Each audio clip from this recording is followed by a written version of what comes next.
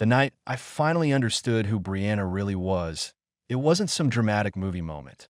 No rain, no sounder, no sad piano. Just a second iPhone buzzing on my kitchen counter like it owned the place. That's the phone she forgot. And yeah, turns out forgetting that phone was the most expensive mistake she made in our whole year and a half together. Here's the part that still makes me laugh in that dry. Wow. My life was ridiculous way. If she had just taken both phones when she stormed out, I probably would have spent weeks blaming myself. I would have done the whole sad guy routine.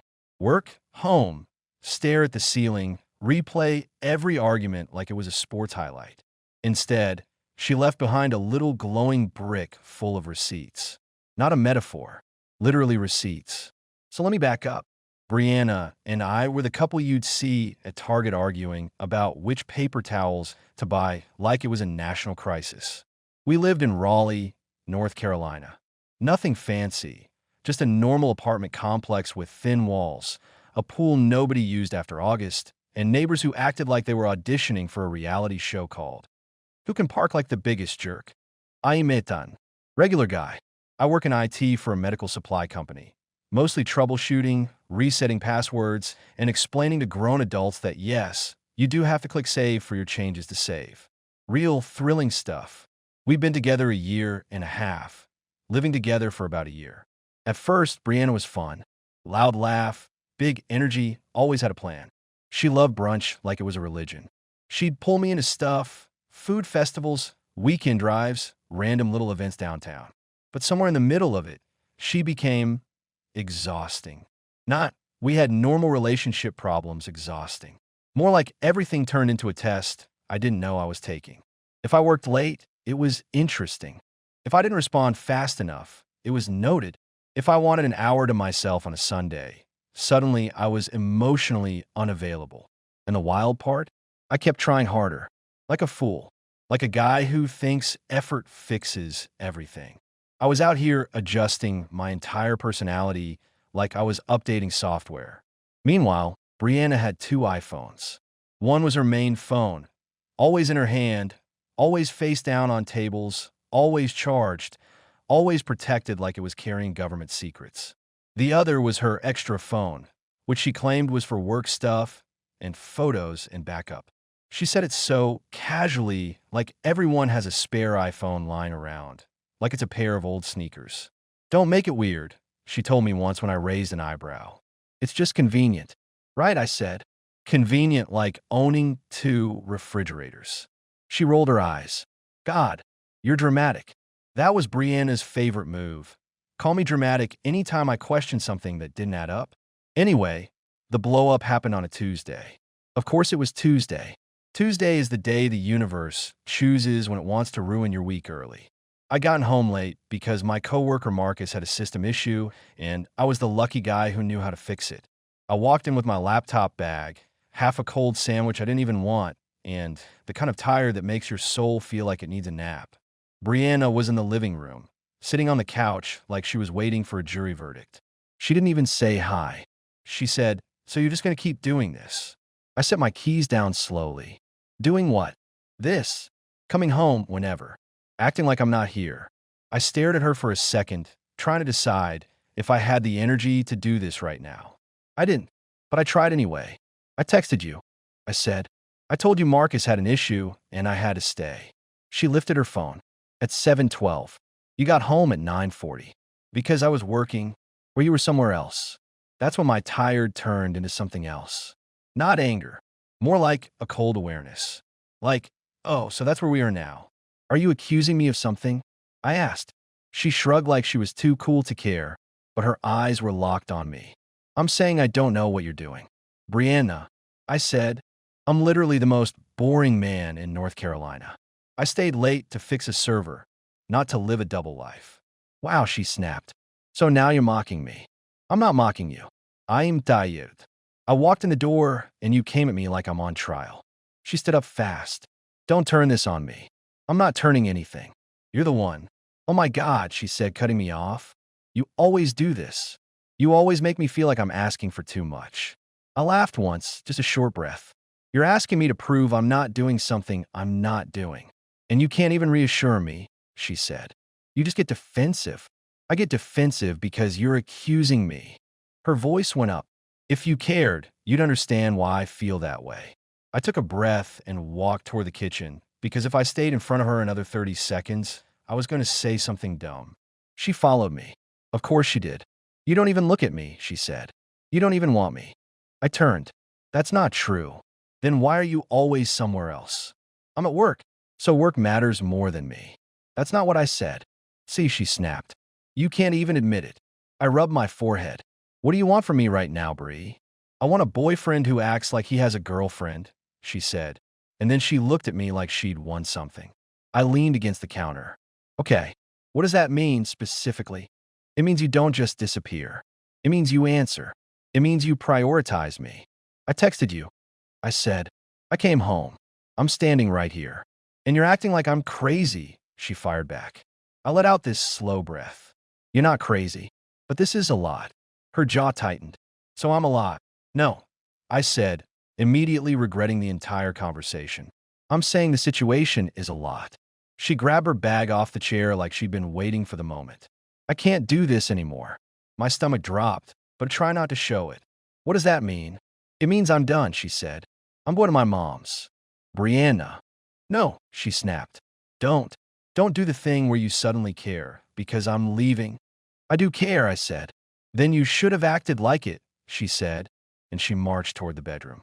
I followed, not in some dramatic, pleading way, more like confused, like I was watching someone quit a job mid-shift. She yanked open drawers, tossed clothes into her duffel bag, grabbed random toiletries like she was escaping a burning building. Can we talk about this tomorrow? I asked. She didn't look up. There's nothing to talk about. That's not true. She finally looked at me, eyes sharp. I'm not going to keep begging for basic effort. I'm not making you beg, I said, but even as I said it, I knew it didn't matter. She was committed to the scene. She zipped the bag, walked past me, and at the door she said, "Don't call me." And then she slammed it.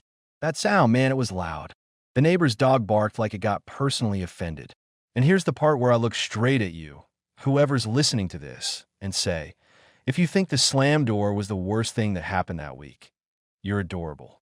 Because at that moment, I still didn't know what was sitting on my kitchen counter. I still didn't know what kind of story I'd accidentally signed up for. That night, I didn't sleep. Not because I was crying to a pillow or whatever. Just pacing, checking my phone, sitting down, standing up, opening the fridge like it had answers. The apartment felt wrong. Too quiet, like the silence was watching me. The next morning, I texted her, "Can we talk?" Nothing. I called. Straight to voicemail. I tried again later. Same thing. By noon, I realized I wasn't ignored. I was blocked. It's a special kind of disrespect when someone blocks you after living in your home, eating your food, using your Wi-Fi, and borrowing your hoodie like it's a subscription service. I called Marcus at lunch and tried to sound normal. He said, "You sound like you're on hold with customer service." Feels accurate. I told him. What happened? She left. Like left. Yeah. Packed a bag.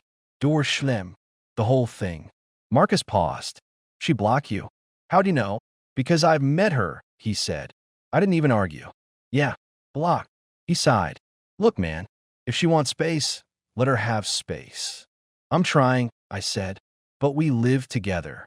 Like, she has stuff here. Well, he said, either she comes back and you talk, or she doesn't and you talk to the leasing office. That's the grown-up version. Thanks, Dad, I said. Anytime, Marcus replied. That week was miserable in a really boring way. Work, home, microwave meals, scrolling my phone like it owed me something. I try sending a message from my work email, then immediately feel like a clown and stop. And then, on day 3, I found the second phone. It was under the couch cushion. Not hidden, just forgotten. I picked it up like it was evidence. The screen lit up. Notifications popped up, little previews of messages, apps, missed calls. Nothing that made sense at first, just a lot of activity for someone who was supposedly done and needing space. I didn't open it right away. I'm not going to pretend I'm proud of what happened next. I stood there holding it, and my brain went through this whole debate. On one shoulder, give it back. Don't touch it. Be the bigger person. On the other shoulder, she blocked you. left, and you're stuck here paying rent while she plays dramatic. Also, she left her own phone in your house. That's not exactly a private place. I set it down, walked away, came back, picked it up again. The truth? I just wanted to contact her. I wanted her to see a message. That's it. Not some spy mission. Not some big plan. A full week passed. No word. No pick-up. No apology. No, hey, I'm coming by for my stuff. Just silence. So on the seventh day, after work, after a long grocery run where I stood in the cereal aisle like a lost child because I realized she was the one who always bought cereal, I came home, sat at the kitchen table, and picked up that phone again. I knew the passcode. That's the thing people don't talk about. Couples share passcodes like it's nothing. Here, unlock my phone. Pick a song. Respond to my mom. It's normal until it isn't. I typed it in. The phone opened like it had been waiting for me. My plan was simple. Send a message from her account to herself. Like in her favorite chat, the little saved messages thing. Just, your phone is here. You can pick it up. So I opened Telegram. And the first thing I saw was a list of conversations that did not look like work stuff or backup photos. It looked like a nightclub guest list. Names I'd never seen. Dozens. Some had emojis. Some had nicknames. Some were just numbers. And the previews, man, the previews were enough. You know that feeling when you step on a Lego? That sharp, instant pain? This was like that, but for your brain. I stared at the screen for a full minute, not moving. Then I clicked one chat. I wish I hadn't, but I did. The messages weren't subtle. They weren't friendly. They weren't networking. They were flirty, intimate, familiar. I clicked another. Same. Another. Same. Half a year of this. Not a one-off. Not a mistake. Not a weird night. Just a whole parallel life that apparently fit nicely into business trips and girls' weekends and work dinners. My mouth went dry. My first thought wasn't even anger. My first thought was, so that's why she always acted like I was the problem. Projection is a powerful hobby. I sat back in the chair, staring at the kitchen wall like it might change the outcome. Then I opened photos. And there it was. Picture after picture. Brianna in different places, different outfits, different guys. Not like group photos. Not like, oh, my coworker was there. No, these were date photos. The kind you take when you're trying to look like a couple without calling it that. One weekend, she told me she was in Charlotte for a conference. I found a photo of her in Durham, smiling next to some guy at a brewery. Another weekend was a quick trip to see my mom. There she was in a hotel mirror selfie with a guy's arm around her waist.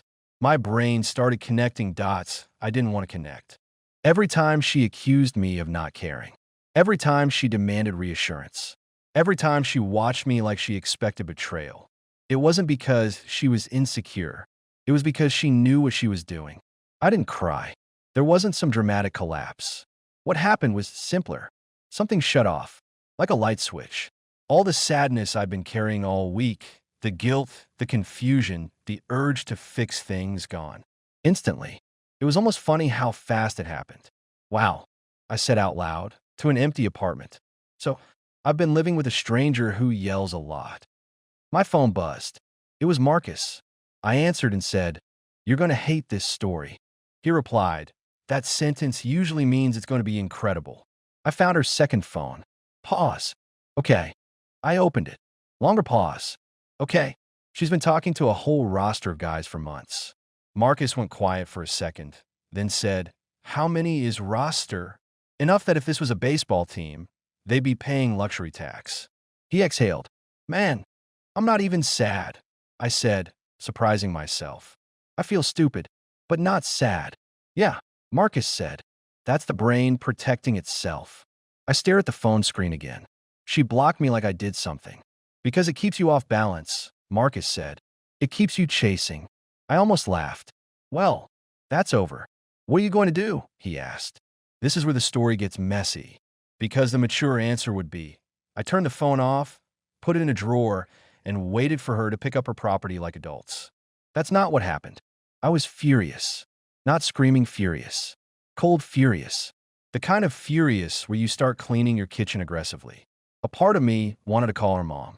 A part of me wanted to message her best friend Kayla, who always acted like she was Brianna's lawyer in casual conversations. But Brianna had blocked me. She cut off communication and left me sitting here like a fool. She wanted control of the narrative. And I had her second phone, logged into everything, synced to everything. I know how that sounds. I'm not proud, but I'm being honest. I looked at those photos again. The ones that were taken while I was at home, folding laundry, making dinner, watching football highlights, thinking I was in a normal relationship. Something in me said, nope, not letting her walk away as the hero. So I opened Instagram. Her account was logged in. Same profile picture, same highlight reels, same carefully curated life. I hovered over the new post button for a long time. My brain did another debate. One side, don't do it. This is messy. This makes you look crazy. The other side, she made you look crazy for a year. She left and blocked you like you were the problem. She doesn't get to control the story. I called Marcus again. He answered immediately. Tell me you didn't. I haven't, I said. Yet. He sighed. Man, don't do anything that ruins your life. I'm not trying to ruin my life, I said. I'm trying to stop her from rewriting reality. What exactly are you thinking? I kept my voice flat, posting one photo and saying the truth. He didn't respond right away. Then he said, you know there's going to be a nuclear button. I know. And you're sure? I looked at the screen again. Another picture of her smiling with some guy while I was at home, texting her, drive safe like an idiot. I'm sure, I said. Marcus paused. If you do it, make it clean. No srets. No rant. Just facts. Yeah, I said. Just facts. So I picked 3 photos. Not graphic. Nothing inappropriate. Just enough to show this wasn't a misunderstanding. This was a pattern. Then I wrote a caption. Simple. No name calling. No wild language. Something like, these were taken while she was still living with me and telling me she was out of town for work. I waited at home like a boyfriend. Turns out I wasn't the only one. I stared at it. Read it again.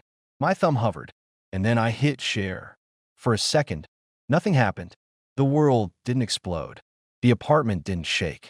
The ceiling didn't cave in. Then the notifications started. Likes, comments, DMs. People asking, is this real? People saying, I knew something was off. People sending me screenshots from other accounts. It was like I kicked over a rock and discovered an entire colony underneath. My phone rang. Unknown number. I answered and heard a woman's voice. Ethan. I knew instantly. Denise, Brianna's mom. Her voice was tight. What is going on? I leaned back in my chair.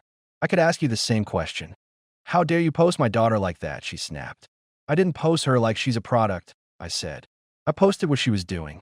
Denise's voice got louder. That is private. She left on my couch, I said, and she blocked me for a week. I tried to contact her. She needed space. She needed space to do what? Exactly? I asked. Because her messages are pretty busy. Silence. Then Denise said, quieter, is it true? I didn't soften it. Yes. Denise exhaled, and for the first time she sounded less angry and more tired. She's coming to get her things. Fine, I said. Tell her to text me. Oh wait, she can't. She blocked me. Denise snapped again. She'll come tomorrow. You take the post down. No, I said. What? No. Irapa. She doesn't get to disappear, block me, and then walk away clean. Denise hissed, Ethan. Denise, I cut in calm. I'm not yelling at you, but I'm done protecting her image while mine gets dragged. And then I hung up. My hands were steady. That's what shocked me. Not shaking, not panicking, just done. But I wasn't finished. I went back to Telegram, and I did the other thing. I messaged the guys. Not all of them. Honestly, there were too many. I picked the ones who clearly thought they were in something exclusive. The ones sending good morning and wish you were here like they were in a relationship. I kept it simple. Again, no threats, no drama. Hey, you don't know me. I'm Ethan. Brianna and I have been living together. Just so you know. That's it. Then I put the phone down and went to take out the trash like a normal person, because life is nothing if not absurd. The next day, Brianna came back. Not alone. Kayla was with her. Of course she was. Kayla was the friend who always had lip gloss and an opinion. I opened the door and saw Brianna standing there with sunglasses on, even though it was cloudy. She looked like she was trying to hide from daylight and consequences. Kayla started immediately. This is unbelievable. I held the door open. Hi to you too. Brianna stepped forward. Give me my phone. I pointed to the kitchen counter. It's right there. She walked in like she owned the place, grabbed the phone, and clutched it to her chest. Then she turned on me. You had no right. No right. I repeated. You blocked me. You left your phone here. That doesn't mean you get to go through it, she snapped. Kayla jumped in. That's disgusting, Ethan. I looked at Kayla. You want to talk about disgusting? Fine. Let's talk about weekend work trips. Brianna's face changed. A flicker, like she realized I wasn't bluffing. She lowered her voice. You don't understand. I laughed. Not a big laugh. Just a short one. No, I understand perfectly. I understand why you always accused me. I understand why you acted like everything was my fault. It was easier than looking in a mirror. Kayla said, this is between you two.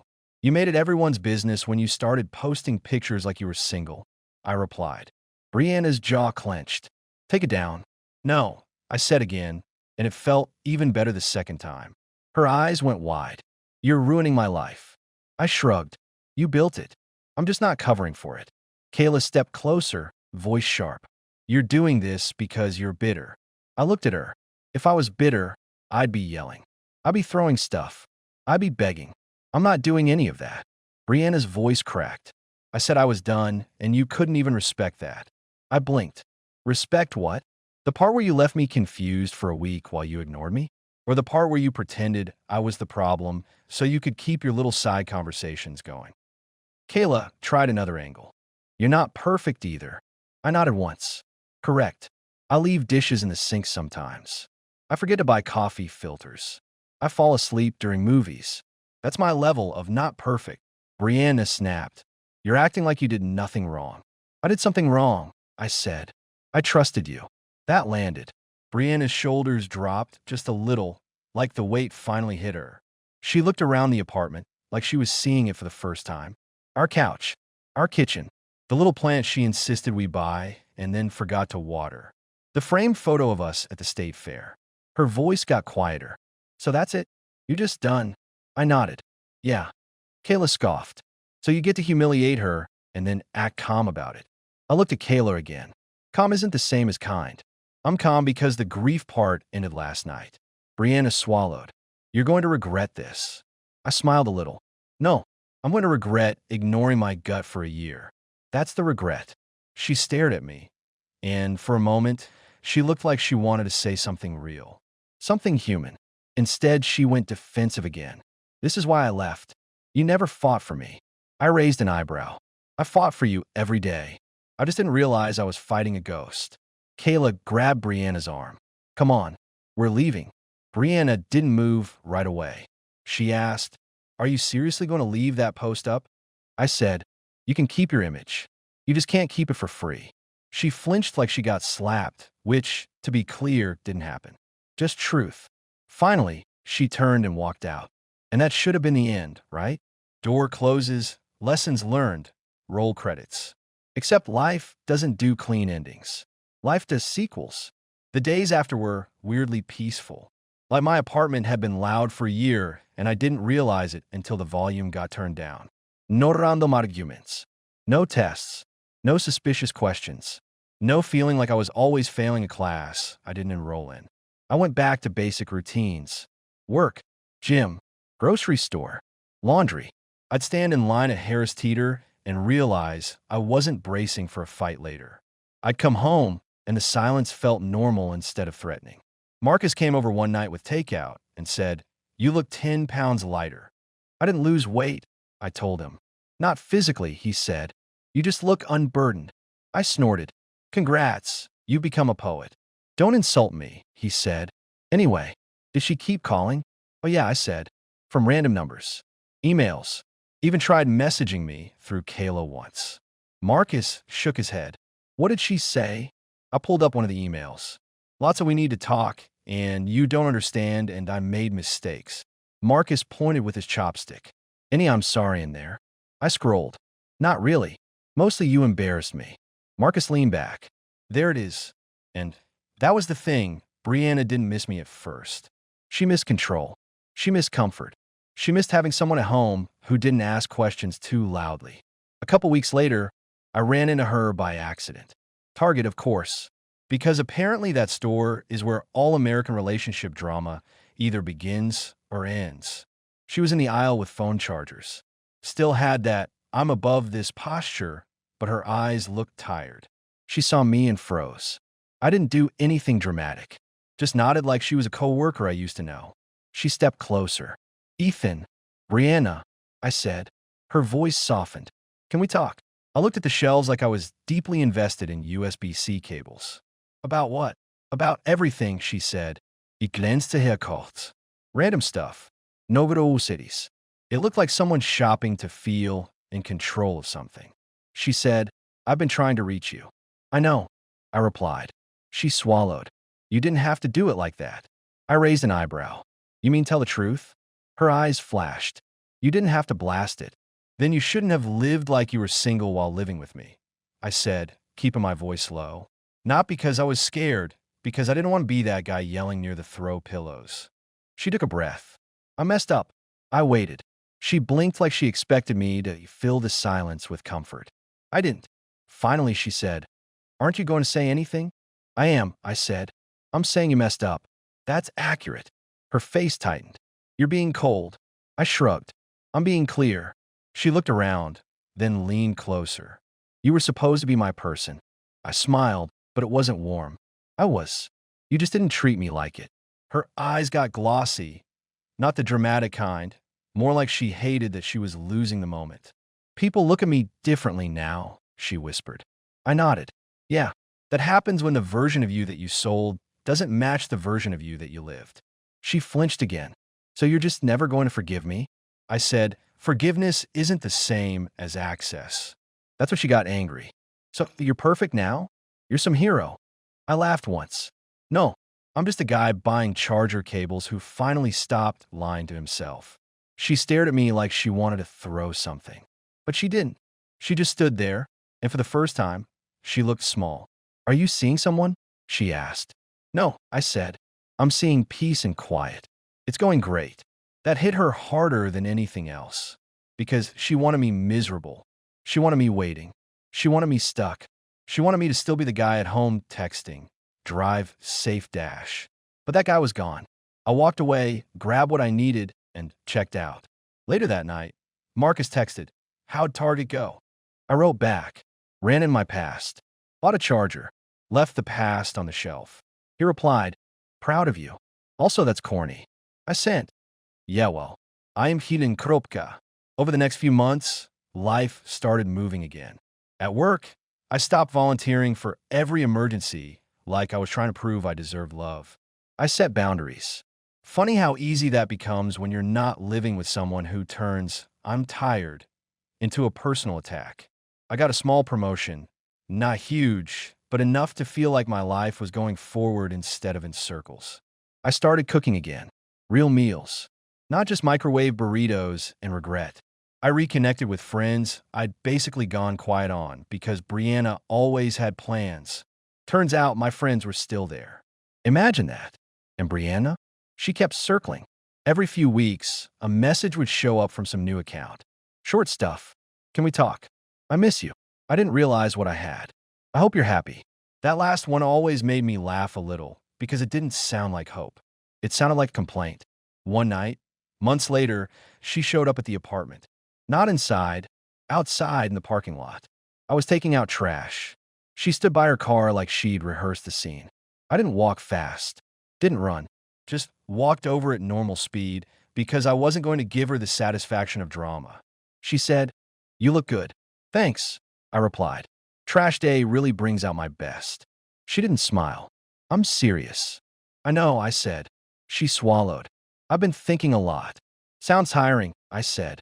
She exhaled, frustrated. Why are you like this? I tilted my head. Like what? Like you don't care, she snapped. I looked at her for a long second. I cared. A lot. You just burned through it like it was unlimited. Her face tightened. I made mistakes. Yeah, I said. You did. She took a step closer. I didn't think you'd actually leave me behind. That was the most honest thing she'd said in a long time. I nodded slowly. There it is.